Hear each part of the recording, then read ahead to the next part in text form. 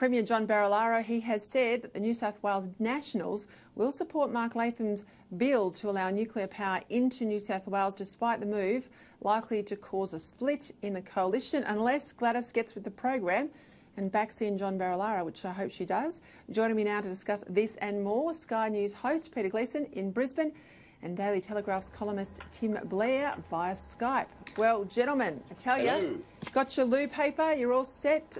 It's not just loo paper too, I have to say, Peter Gleeson. It's flour, sugar, a lot of breadstuffs, rice, pasta. I mean, people must think that there's a nuclear war on the way. Well, speaking of nuclear, I mean, I think the French have got it right. They've got the bidet, which of course means they don't need toilet paper. Three-quarters of their energy provision comes from nuclear. Too early for that. Too early to mention bidet. But look, just going back to your question in relation to John Barilaro, this is a watershed moment for the Nats.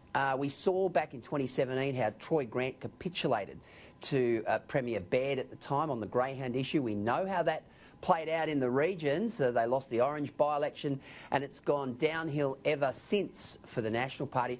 And look, I think there's a very strong argument to at least have the debate.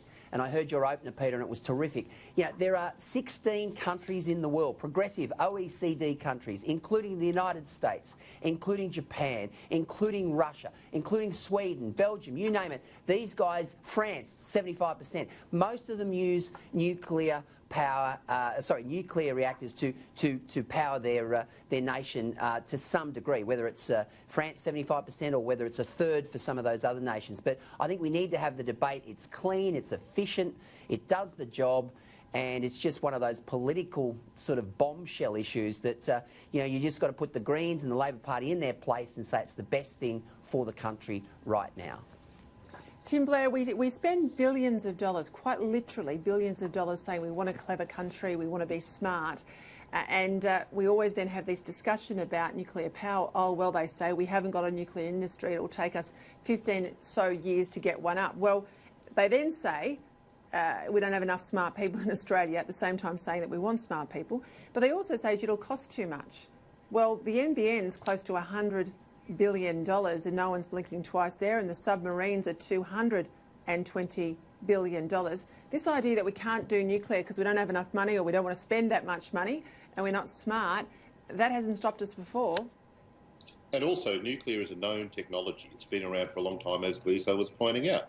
And it's not as though this is some sort of... It's not renewables. It's not untested. It's not unknown. It's a solid, established industry across the planet.